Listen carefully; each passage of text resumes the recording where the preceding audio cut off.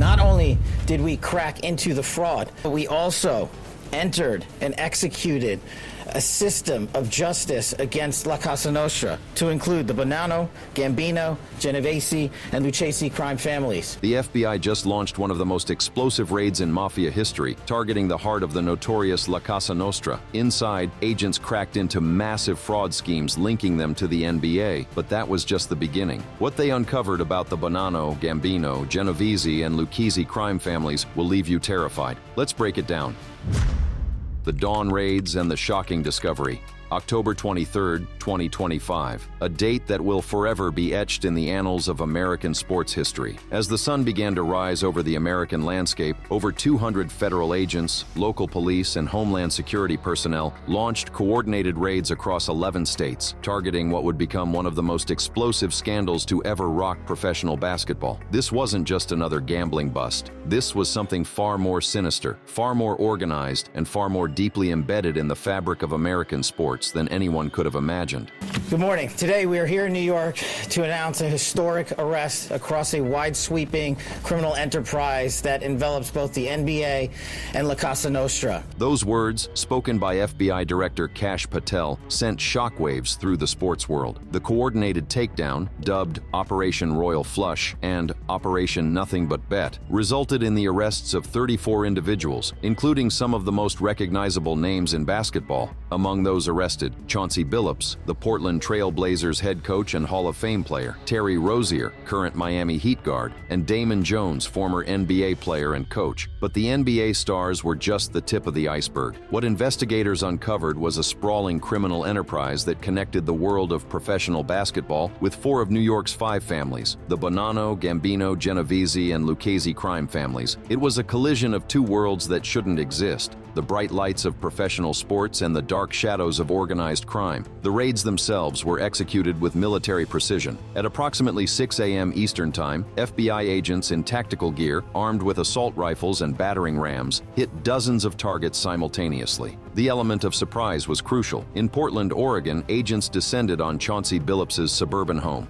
a quiet neighborhood where one of basketball's most respected figures resided. Just hours earlier, Billups had been coaching an NBA game. Now he was being led away in handcuffs. In Orlando, Florida, Terry Rozier was arrested in his luxury hotel suite, fresh off a game the previous night. Agents entered using a master key provided by hotel staff, catching the player completely off guard. His attorney would later blast the timing as ambush tactics, but federal agents weren't interested in convenience. They were interested in results. Not only did we crack into the fraud that these perpetrators committed on the grand stage of the NBA, but we also entered and executed a system of justice against La Cosa Nostra, to include the Bonanno, Gambino, Genovese, and Lucchese crime families. Across New York City, Las Vegas, Miami, and the Hamptons, similar scenes played out. Mafia safe houses, underground gambling parlors, and luxury estates were raided simultaneously. In Lynbrook, a coffee shop that doubled as a gambling front was stormed with SWAT support. In Manhattan, a Lexington Avenue underground club that had operated for years was finally exposed. What agents seized during these raids was nothing short of extraordinary. The evidence they collected would reveal a criminal operation so sophisticated, so technologically advanced, that it seemed ripped from a Hollywood thriller. But this was no movie. This was real life, and the implications were staggering. Tampered shuffling machines that algorithmically predicted card orders were discovered, their code carefully designed to favor certain players while appearing random to the untrained eye. Poker chip trays with embedded micro cameras were seized, capable of beaming real-time feeds to colluders wearing Bluetooth earpieces. Barcoded card decks, invisible to the naked eye, but scannable with special UV contact lenses sourced from Eastern European suppliers, were found in multiple locations. But the crown jewel of the cheating arsenal? An X-ray table that could reveal face-down cards recovered from a Gambino associate's Hamptons home. The technology was so advanced, so perfectly concealed, that victims never stood a chance.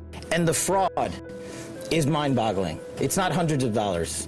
It's not thousands of dollars. It's not tens of thousands of dollars. It's not even millions of dollars. We're talking about tens of millions of dollars in fraud and theft and robbery. across a multi-year investigation.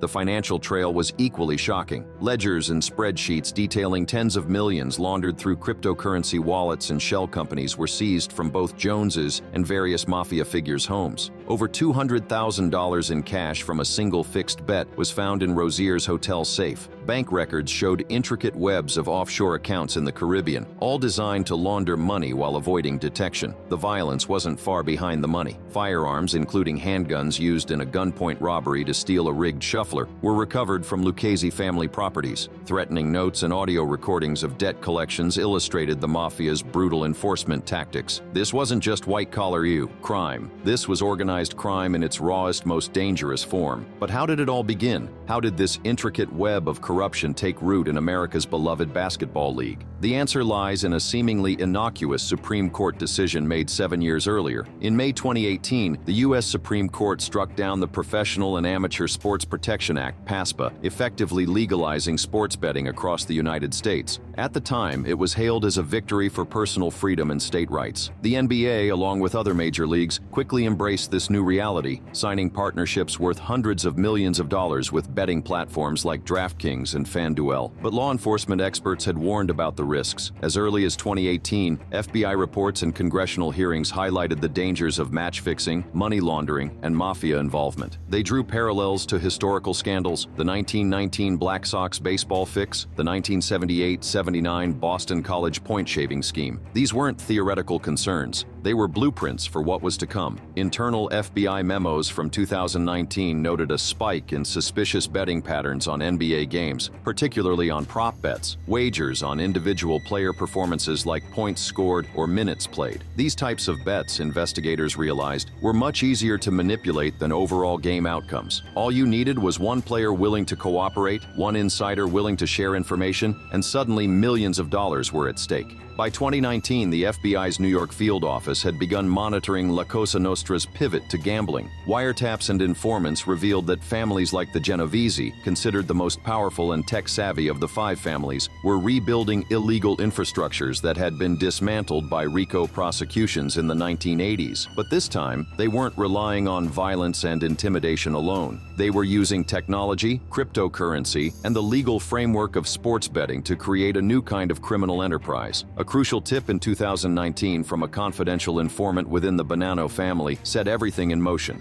The informant reported that associates were organizing high-stakes poker games in Manhattan venues, luring wealthy marks with NBA celebrities as face cards to build trust. This led to the formal launch of Operation Royal Flush in early 2020. For the next 5 years, investigators would build their case. They used undercover agents to infiltrate games in New York, Miami, and Las Vegas. They documented fraud that would eventually total at least $7 million in the poker schemes alone, and they waited, patiently building an ironclad case that would expose not just individual criminals, but an entire system of corruption that had infected one of America's most beloved institutions.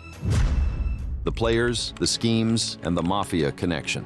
The morning of October 23, 2025, didn't just expose a gambling ring, it peeled back the curtain on a criminal underworld that had embedded itself deep within professional basketball. At the center of this scandal were three men whose names had once been synonymous with basketball excellence, but who would now be forever linked to one of sport's darkest chapters. Let's start with Chauncey Billups, the man they called Mr. Big Shot. A five-time All-Star, the 2004 NBA Finals MVP, and a Basketball Hall of Famer, Billups represented everything that was right about basketball: clutch performances, leadership, integrity, or so everyone thought. Just hours before his arrest, he had been coaching the Portland Trail Blazers in a loss to Minnesota. By dawn, he was being led away in handcuffs. According to the indictment, Billups's role wasn't in fixing basketball games, it was far more insidious. He served as what prosecutors called a face card in an elaborate poker scheme. His celebrity status was weaponized to lure wealthy victims, hedge fund managers, tech executives, Wall Street types, into what they believed were legitimate high-stakes poker games.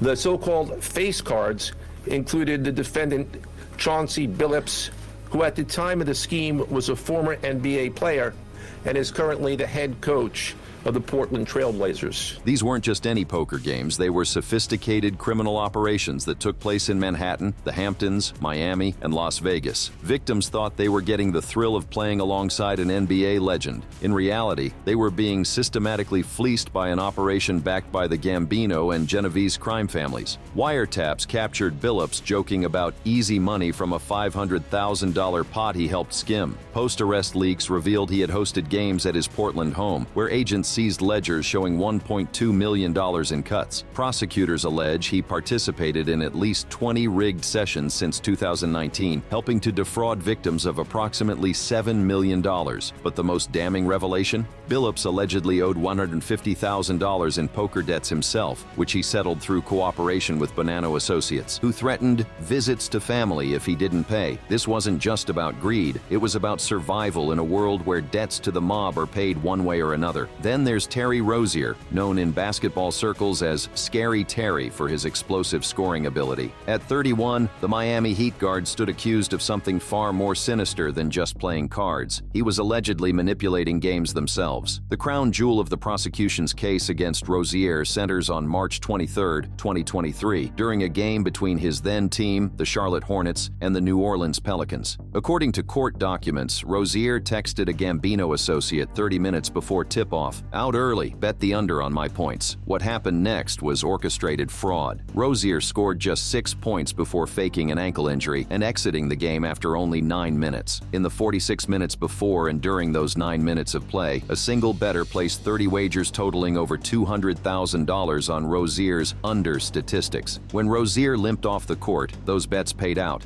generating tens of thousands in illegal profits. Rozier exited the game after just 9 minutes, and those bets paid out, generating tens of thousands of dollars in profit. But this wasn't an isolated incident. The indictment details similar schemes across 6 games during the 2023-2024 season, including games against the Lakers and Magic. In total, conspirators netted over $800,000 from Rozier's cooperation alone. The third pillar of this scandal is Damon Jones, a 49-year-old former NBA player who played from 1993 to 2007 and later became a coach. What made Jones particularly dangerous was his continued access to insider information through his role as a trainer and coach, particularly his close relationship with LeBron James. Jones is accused of selling non-public information on at least 10 games for approximately $50,000 in payouts. On January 15, 2024, Jones allegedly sold word of LeBron's ankle soreness before any injury report was filed for $2,500.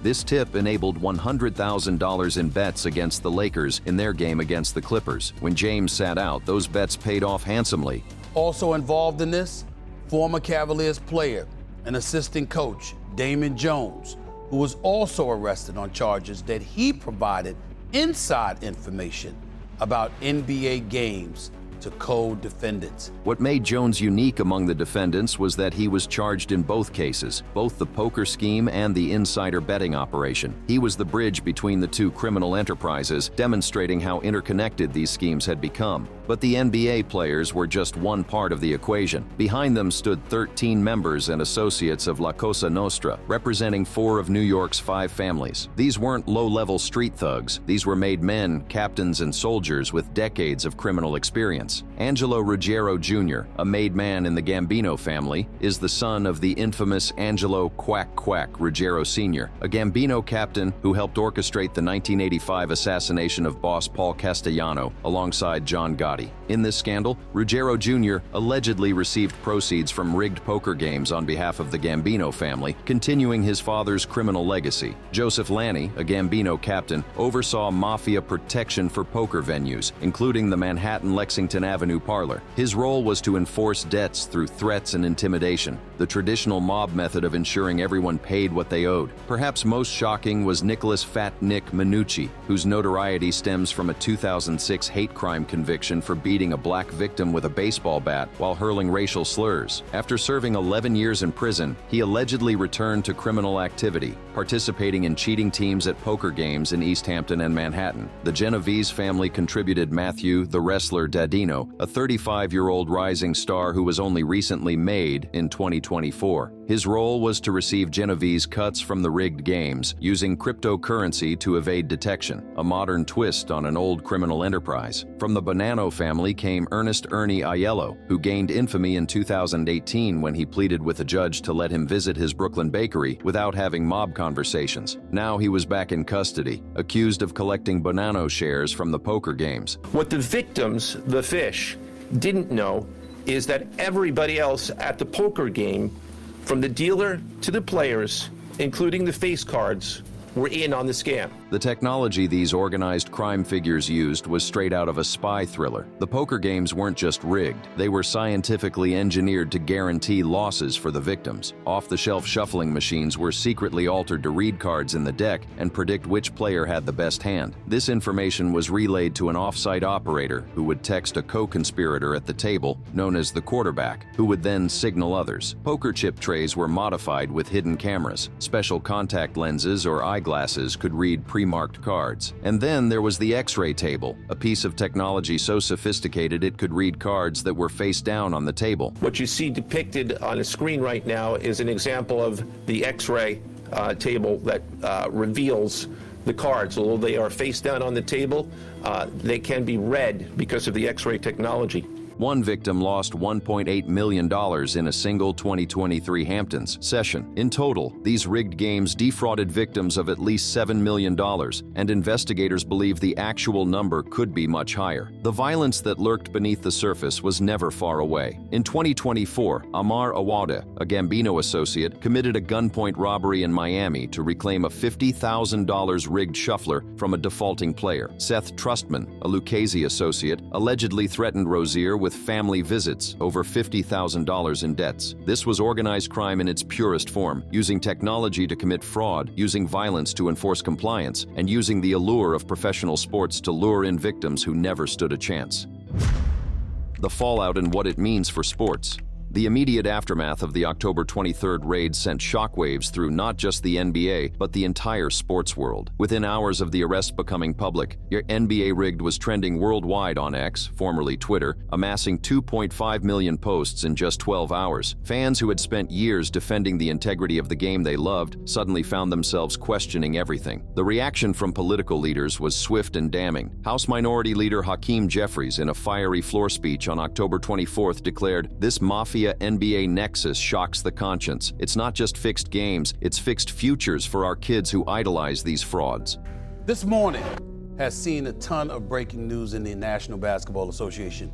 Trailblazers head coach Chauncey Billups and Miami Heat guard Terry Rozier were arrested as part of FBI investigations into sports gambling. Jeffries announced a bipartisan probe with Senator Ted Cruz, vowing to subpoena NBA Commissioner Adam Silver by November 1st. This wasn't just about basketball anymore. It was about the integrity of all professional sports in an era where gambling had become not just accepted, but actively promoted by the leagues themselves. And therein lies the heart of the controversy. The NBA's aggressive embrace of sports betting partnerships, deals worth over $1.5 billion annually with platforms like FanDuel, MGM, and DraftKings, had created what critics now called a culture of corruption. Commissioner Adam Silver, who had championed the legalization of sports betting, was now facing intense scrutiny over whether the league had prioritized profits over integrity. Leaked NBA emails from October 24th showed that in 2023, the league had dismissed betting anomalies on Rozier games as false positives to shield Miami Heat ticket sales. Internal audits that had flagged Lakers' prop bet vulnerabilities were reportedly vetoed to avoid PR nightmares. The question everyone was asking, how much did the NBA know and when did they know it? I see a lot of press conferences, stuff like that. I've seen a lot of things in sports. I don't see the director of the FBI in attendance,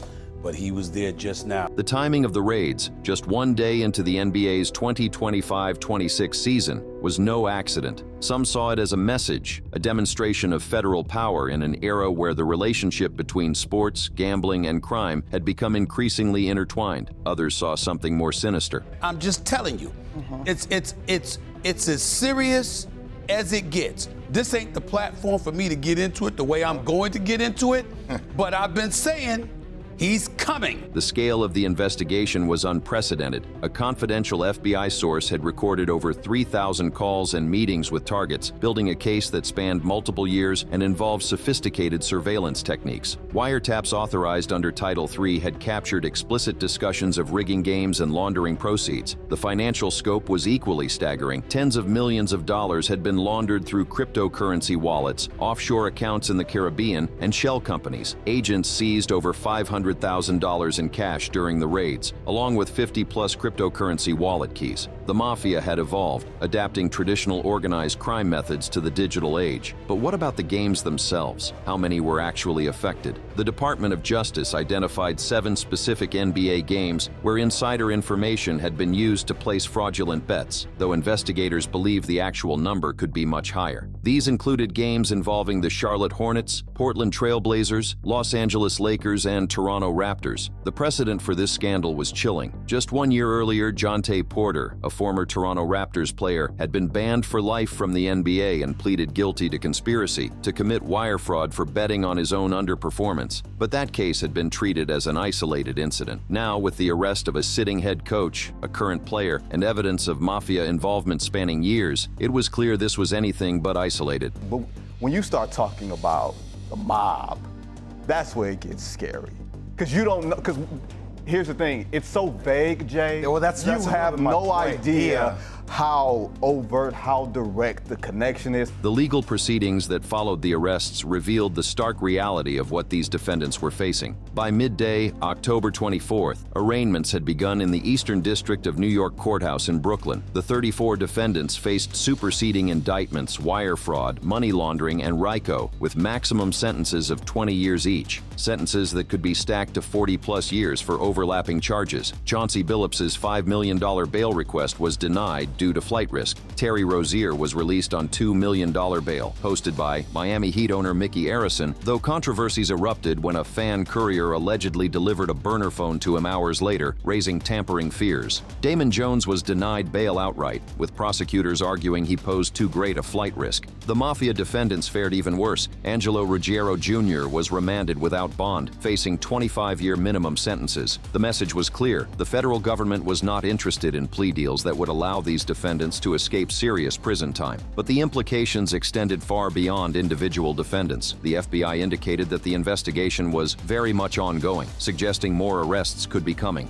U.S. Attorney Joseph Nocella Jr.'s team was reportedly eyeing expansions to indict 20-plus uncharged figures by November 15th, including mob bosses who had thus far avoided arrest. The economic impact on the NBA and its partners was immediate and severe. DraftKings and FanDuel stocks plunged 12%, representing a $2 billion loss. Sponsors like Nike paused LeBron James advertisements, worried about potential connections to the scandal through Damon Jones's access to insider information about James. Attendance dropped 15% for NBA games in the immediate aftermath of the arrests, and the UK's Gambling Commission paused NBA advertising approvals, while Australia's Tab bookie suspended prop bets entirely. The policy response was equally significant. Jeffries and Cruz announced their Sports Shield Act, a draft of which was leaked on October 24th. The proposed legislation would mandate federal oversight of all sports betting, require blockchain audits of gambling transactions, and create Mafia red flag databases. With bipartisan support, the bill could pass as early as 2026, potentially slashing NBA betting partnerships by 30%. I've been working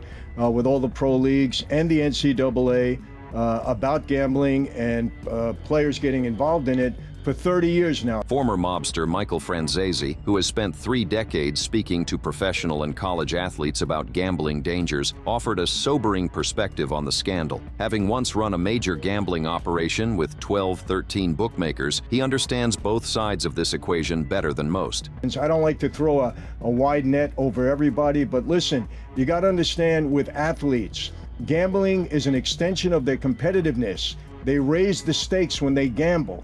And this is what happens. Franzese's warning about the dangers of legalized gambling had gone largely unheeded when PASPA was struck down in 2018. Now, 7 years later, his predictions had come true in the most spectacular fashion possible. The more access you give players, the more trouble they're going to get in. Bottom line, that's it.